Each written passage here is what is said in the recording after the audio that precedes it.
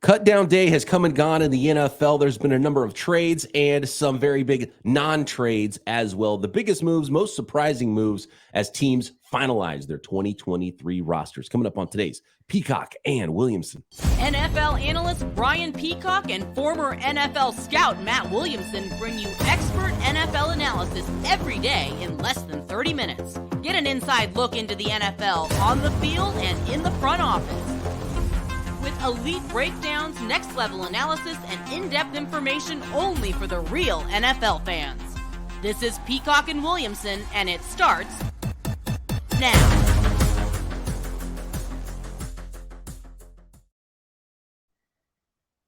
Welcome to the Peacock and Williamson NFL Show. Brian Peacock alongside Matt Williamson at BD Peacock at Williamson NFL. Thanks everybody for making us your first listen here on the Locked On Podcast Network. Your team every day. Shout out to all the everydayers. Subscribe up on YouTube and everywhere you get your podcasts, and get those questions in for tomorrow's mailbag episode. I'm sure some thoughts about the league are bouncing around everyone's brains there as the rosters are finalized here at BD Peacock at Williamson NFL on Twitter for those questions, or drop it in the YouTube comments. Today's episode of P&W is brought to you by LinkedIn Jobs. LinkedIn Jobs helps you find the qualified candidates you want to talk to faster. Post your job for free at linkedin.com/lockedonnfl. That's linkedin.com/lockedonnfl to post your job for free. Terms and conditions apply. Okay, we got to start with the Jonathan Taylor saga, which seems like it has come to an end now. There was I don't know why the deadline was cut down day, if it was because of once you go on, so Jonathan Taylor's been placed on the PUP list with an injury by the Indianapolis Colts, and he's been on PUP throughout the training camp and preseason. So now he goes on the PUP list, which means he can't play for the first 4 weeks. Then you can open a practice window and start playing. Can you not trade a player that's on the PUP list because he can't pass a physical properly? Is that maybe why there's mechanics of him not even potentially being traded at this point? And then there's questions with the Colts now with Jonathan Taylor. Once he's available to come back off the PUP list, is he going to play anyway? Is he going to do the thing where he holds out until week 8 so he can accrue his season?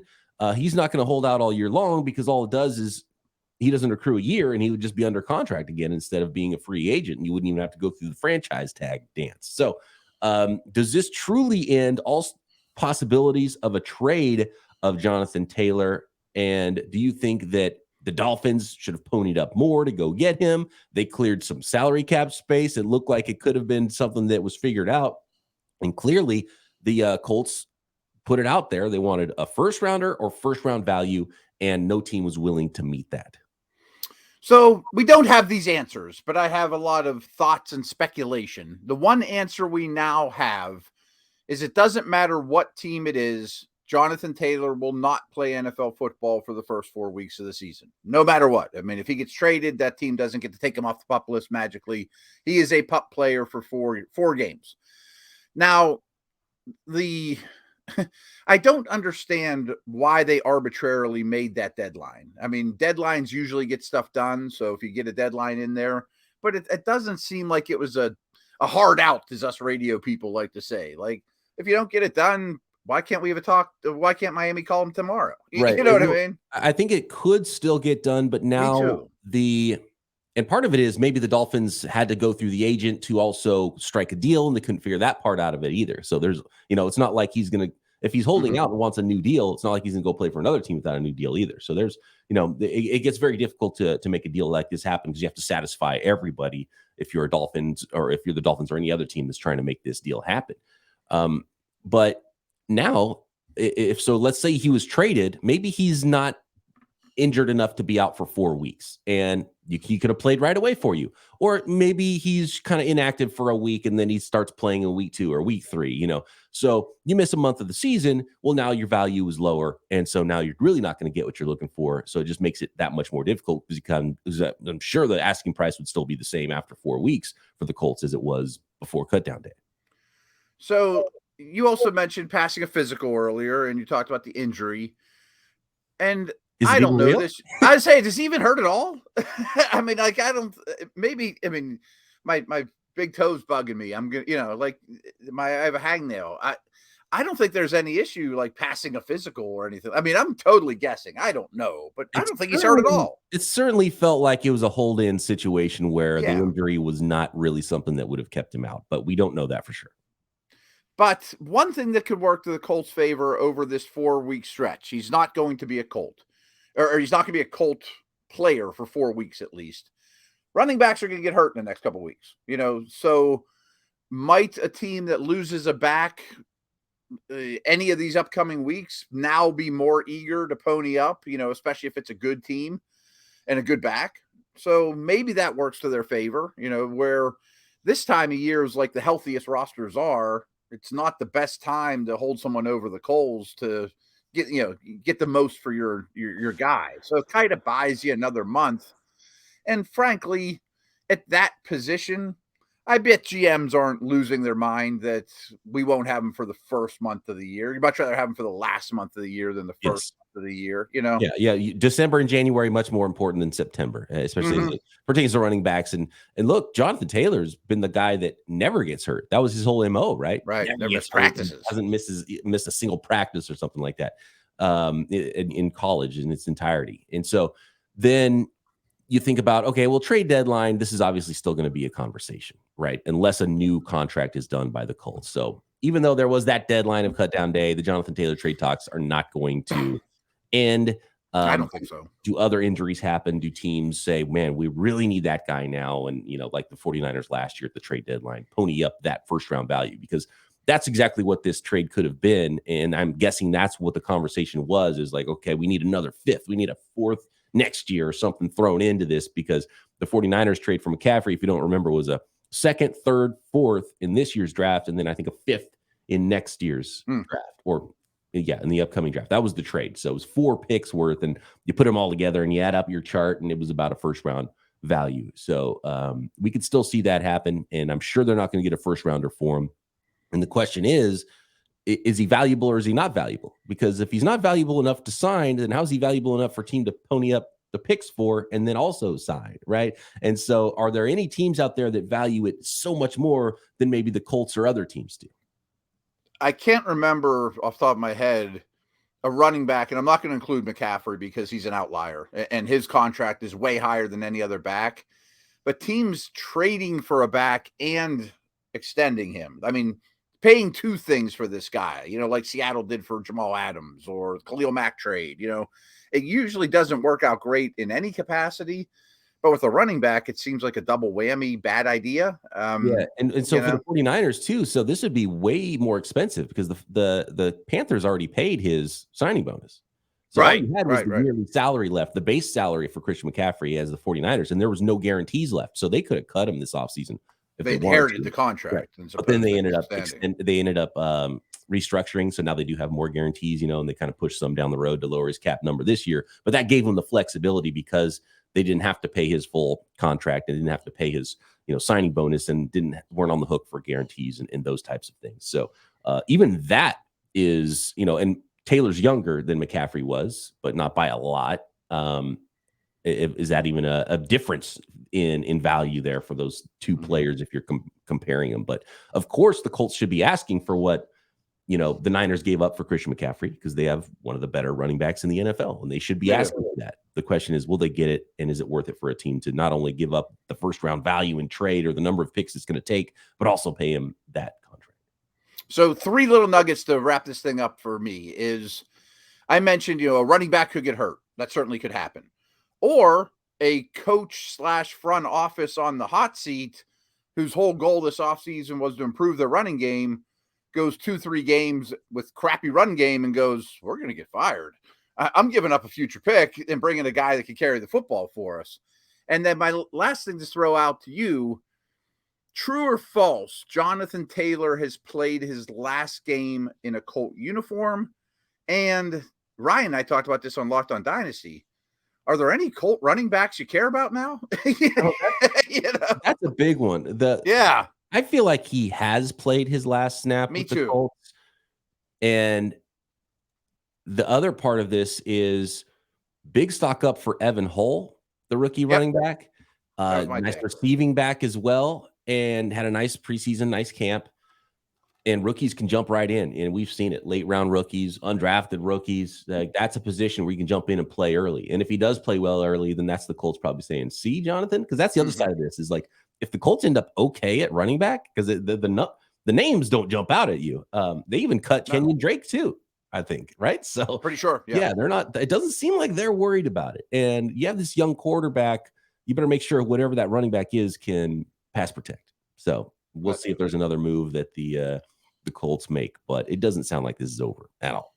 And Zach Moss has a broken wrist or something too, right? And he's not great to begin with.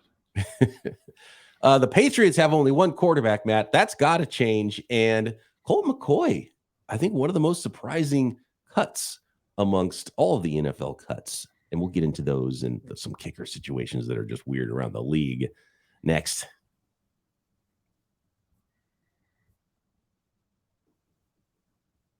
Today's episode of Peacock and Williamson is brought to you by LinkedIn Jobs. These days, every new potential hire can feel like a high-stakes wager for your small business. Whether you are hiring and firing football players for an NFL franchise or, your small business just needs one more employee, you want to be 100% certain that you have access to the best qualified candidates available. That's why you have to check out LinkedIn Jobs.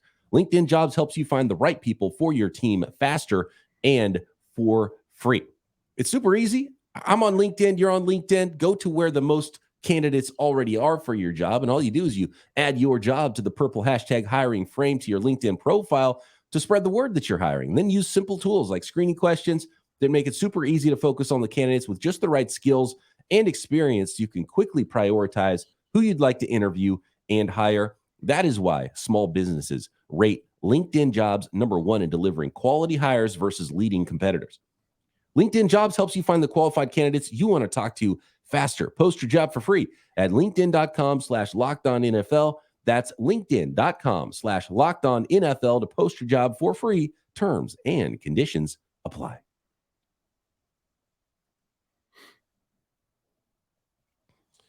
So some interesting quarterback happenings. The Trey Lance trade from San Francisco to Dallas. And then at cutdown day, we saw Colt McCoy cut by the Arizona Cardinals.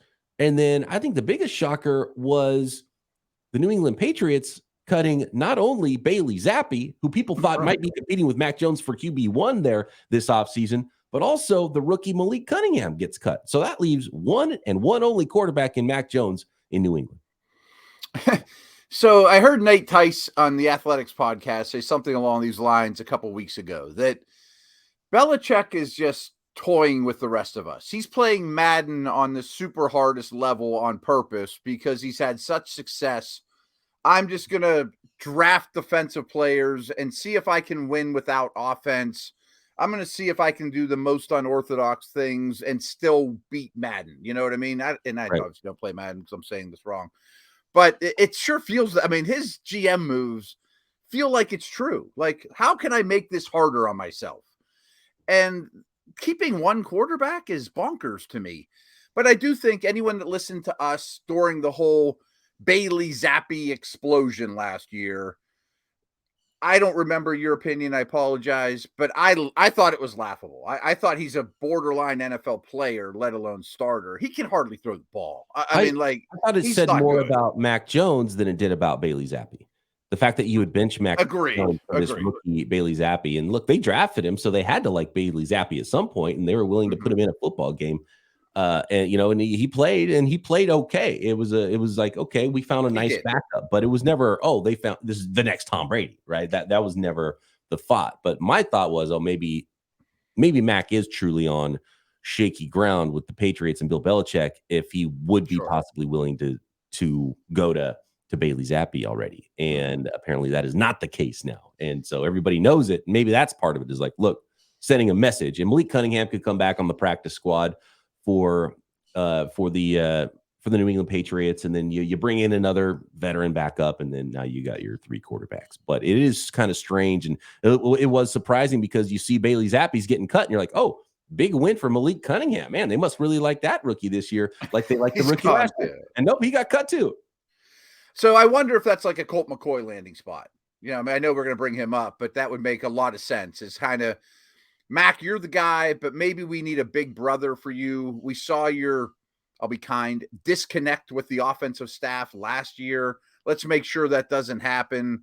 Let's get that Josh McCown guy, that really is a coach, we're paying as a quarterback. So maybe that would be best thing for the quarterback room, best thing for Mac. But back to my other point, and I'm not going to harp on it, but there was those couple games where Gillette Stadium is just screaming for Zappe last year. Like Zappe hour. Yeah, there you go. Right. That's awesome. Yeah. And I thought that was laughable. It was fun. How fleeting are moments in the NFL, by the way? The league comes at you quick, man. It does. So Zappe will end up somewhere, I'm sure. I actually kind of like the idea of Colt McCoy, and that ties into the next one of Colt McCoy maybe ending up as the backup. Brian Hoyer is out there somewhere, right? He's still kicking around. Maybe he ends up with his he's destined to be there in New England, right? So we'll see what happens with the New England Patriots. They're going to bring in a quarterback. Maybe it's a trade. Who knows? Maybe they could do something crazy. They bring in someone to start ahead of Mac Jones. I don't know. There's no telling what Bill Belichick does at this point, because his GMing versus his coaching are so starkly different, especially recently. He's been one of the worst and weirdest GMs in the NFL for half a decade now. Without question. So people probably know this, but Teddy Bridgewater recently signed with the Lions. But there's guys like Carson Wentz unemployed. Is he perfect? Far from it. But, I mean, he's going to play for somebody this year, right? Got to. I would think. What if the Patriots would have traded for Mac Jones and had two of those first rounders from the 2021 class on that roster? Yeah, no doubt. Zach Wilson's available if someone wants him, I think. But he has no value. All right. So what about what are the Cardinals doing? So here's what makes sense. Let's talk about this. I don't get why you wouldn't want a veteran player in that situation, unless Colt McCoy is the one that wanted to ask out of there, and he said, "Let me go somewhere else that's got a chance to compete for something." But there's not a lot of potential starting jobs either. So I don't know why Colt McCoy wouldn't want to be there. I don't know what about Colt McCoy the Arizona Cardinals didn't like, but once they made the trade for Joshua Dobbs, it was pretty clear that something was up there. And maybe Joshua Dobbs is the starter, but to me, I think it's the perfect scenario to start the rookie Clayton Tune and do the tank, man. Do the tank right. Develop yourself a future backup quarterback, and who cares about wins right now? That's the only way to play it, in my opinion, for the Arizona Cardinals. But sure seems like at least to start, it's going to be Joshua Dobbs there. So by no means am I saying Colt McCoy is a bad guy, a bad influence. By no indication is that true. But I feel like the Cardinals are, like when you move and you turn to your wife and be like, do we need this or not? I think they're breaking every tie with throw it the heck out. It's old furniture. It's like, this furniture is too heavy to move. Let's just sell it. Burn it. Right. Yeah. You put it on. You list it and you're like, we don't even want money for it. It's so heavy. If you have a truck and you can take it away, you can have it. I'm so sick of looking at it. We've never won a game with this furniture. The paint's ugly. I just think that they're getting rid of everybody, because frankly, I think the culture there has been terrible. And the new people in charge just say, we saw what you guys can do. We want all new people. So get out. That's interesting. Maybe Colt McCoy was the veteran. He's sort of the coach on the field. Maybe he had too much power. Maybe it was like, good or bad, we have to implement our own thing, and he's kind of too big for what we have here, that we need to go in a different direction. Maybe that's it. And I think, Kyler looked up to Colt a great deal too. He grew up in Texas, where Colt was a Longhorn legend. And I know this isn't true, but I just picture like Kyler laying on his bed with a Colt McCoy poster on his room. So maybe it's just like, we want every sniff of what used to happen here gone. Buda Baker, you can hang.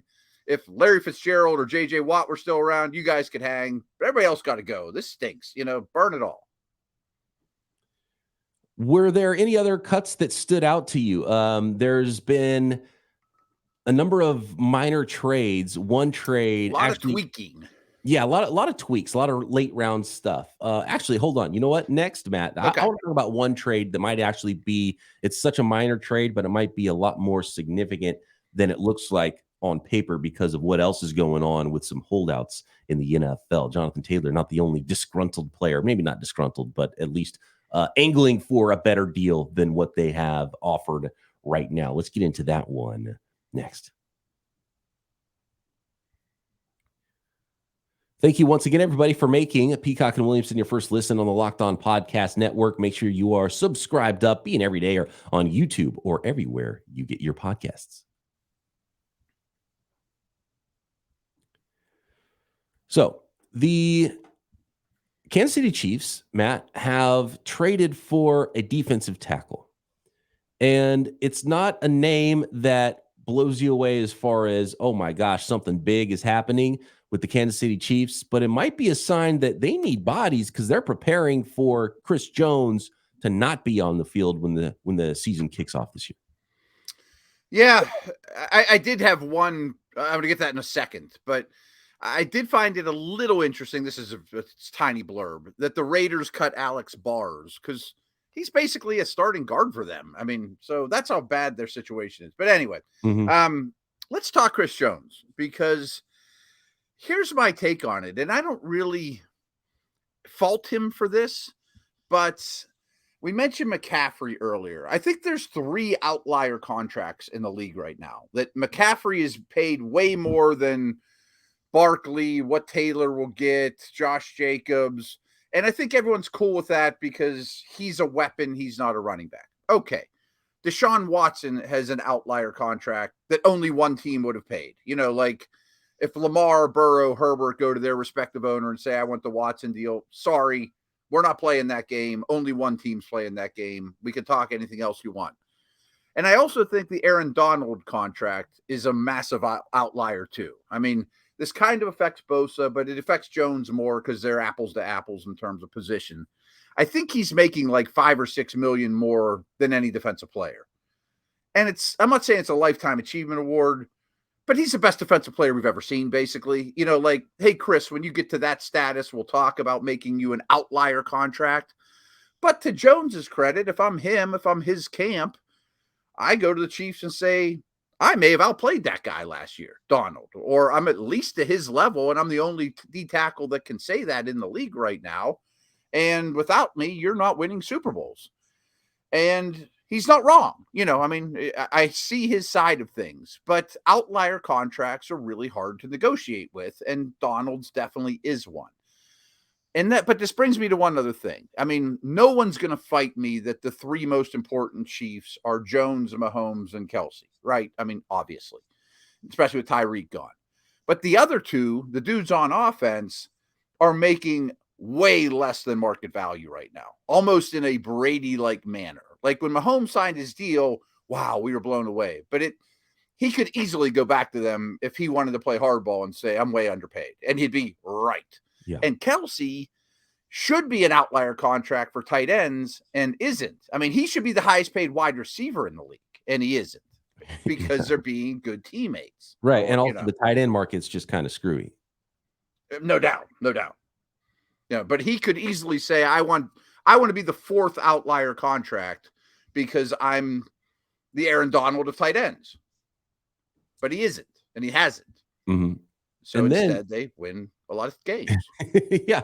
And then if you are that team, and this is what Belichick did for years, it's like, okay, right.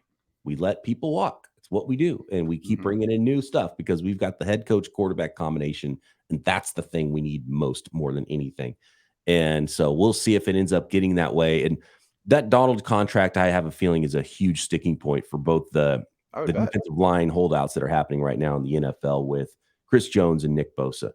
And both of those players' agents should look, because this is one of the things that's been happening in the NFL, and it's almost been frivolous to a point where it's like, oh, who's up next? Okay, you get the most ever at your position. Who's up next? And whether or not you're the best, whatever, whoever's up next gets the most. And it was like, well, wait a second. Does this guy really deserve the most compared to what this other guy gets, you know? Mm-hmm. And the Donald contract's not that old. And I think it's been one of the outlier contract that now that Bosa, who's defensive player of the year, and Chris Jones, who's one of the best tackles in the league, they're like, okay, this is how it goes, right? Who's got the top?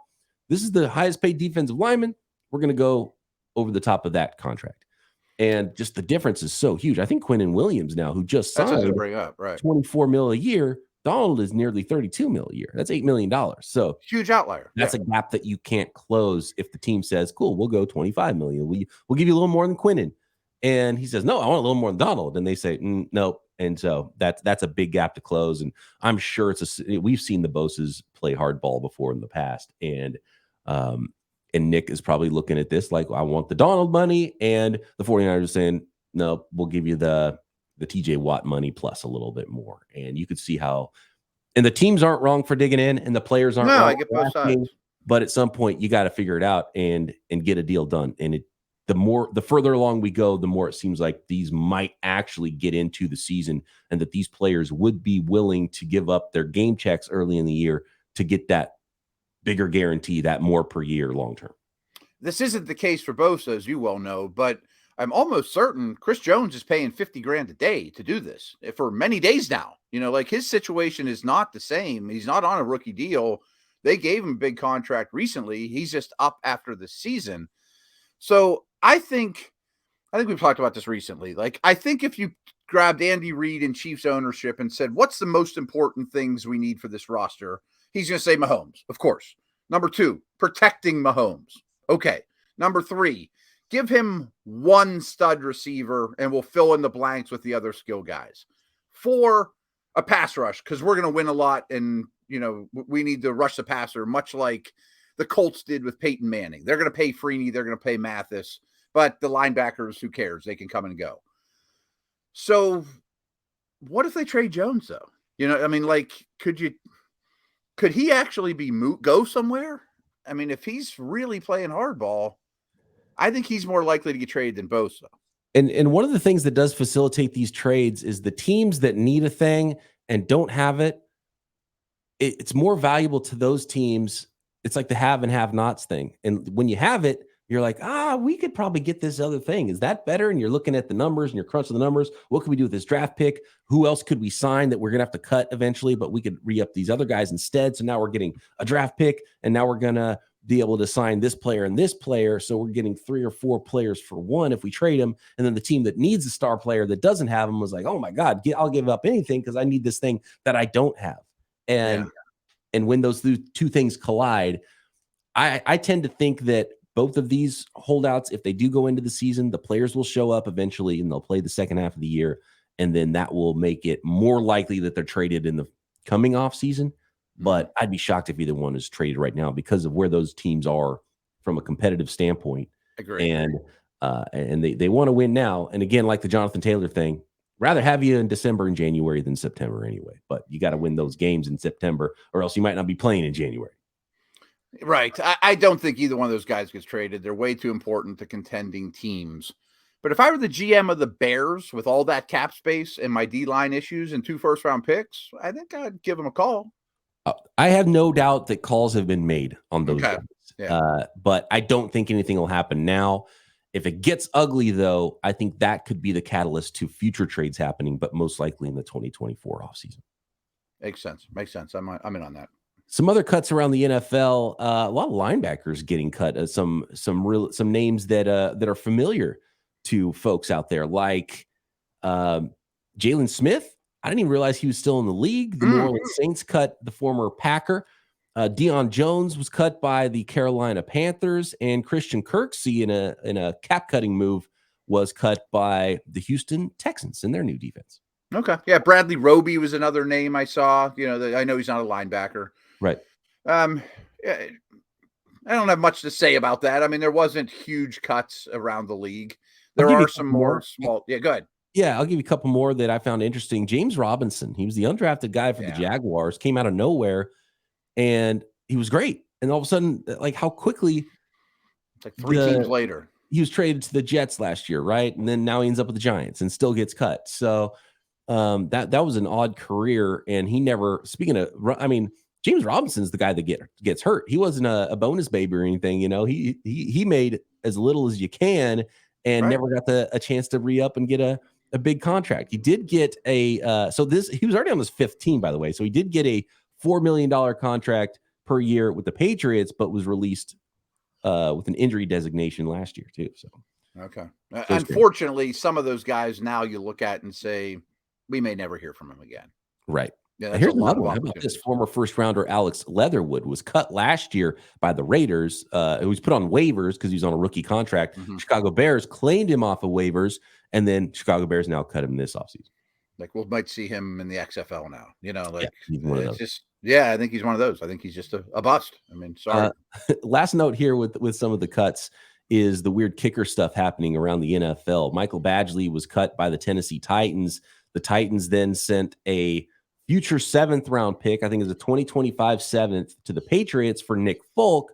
The Patriots drafted Chad Ryland in the 4th round, so he is their kicker now. And then there's still a number of teams that are trying to figure out what's going on at kicker. The Rams, the Lions, according to Diana Rossini, were calling around about kickers. The 49ers drafted a 3rd round kicker. He's hurt. They also had Zane Gonzalez. He was hurt and put on IR, so they need someone who might be healthy to kick week 1. The Broncos were looking for a kicker as well. So just strange happenings around the NFL at kicker. Then you got guys like Robbie Gould and Mason Crosby. You're still sitting at home. It's like, how are those guys not signed yet? Yeah. 2 notes. One of them's embarrassing is my son will bring up a kicker. You know, this guy got traded. And I'm like, what team is he on? And he'll be like, Dad, you do this for a living. You have to know what kickers belong where. And I'm like, son, when you get to be in your 40s, and especially your 50s, kickers and punters aren't at the top of my priority list. So I ask him for those things. You know, especially with how much you have to follow around the league. You're not sticking around. Like when a team goes to punt, that's when you go get something to drink. Go to the bathroom. You're locked in all day long, and you know, you're changing the channel of the other game. But here's a related note, though. I do believe that there is a kicker, not a punter, shortage in the league a little bit. The kicking's way better than ever. But I think by today's standards, not the 80s standards when 80% was great or whatever, but by today's standards, there's about 25 kickers on the planet. And I know those guys. I don't know the other 7. You know what I mean? I kind of know those guys. Don't tell me. And kicking far is not the problem the league's having with finding kickers. No. Yeah. A lot of guys can kick the ball far. It's who can line up and be nails every time in a full stadium. Yeah. But my point was, if you're one of those 7 to 10 teams that doesn't have a bona fide starting kicker, it's hell. I mean, it's a brutal. You bring these guys in for 2 weeks, they miss 2 kicks, cut him. He stinks. You know, like it's just revolving door. And drafting them is not how you find them either. No. You know how you find a kicker? He's on his 2nd team and he's in his 30s. That's how you find a great kicker. All of a sudden, it's like, oh my God, it's the reverse running back, right? Go. This is what you do. You want to find the next good kicker in the NFL? Go to drafthistory.com. Look for a class of running backs from like 8 years ago, and like find the Kamara class. Start to find a class where you don't recognize the running backs and they're not in the league anymore. Then go look at the kickers from that year's draft, and those are the kickers that are going to start getting good right now because they're mature. They've got kids. They've been through stuff. They've been through failures, and it's not too big for them anymore. And then you have a private investigator make sure that they've seen a shrink and they're not nuts in the head, and and then they're perfect. Sign them up. That's your guy for the next 5 years. You know. There you go. All right, that is cut down day. Still a ton to be determined around the in the NFL, and of course, we know we call it the final roster, but these are not the final rosters. These are living documents around the league that will continue to change, and who knows, there might be some other big moves on the horizon that we will. The squads as we speak, by the way. Yep. That's not that claims happening, and practice squads being filled out, and of course, Matt and I will have it all covered for you here. If you have any questions on cut down day, the 2023 season, anything NFL or even non-NFL related, hit us up for this week's mailbag at BD Peacock, at Williamson NFL on Twitter, or in the YouTube comments. Matt and I back tomorrow right here. Peacock and Williamson.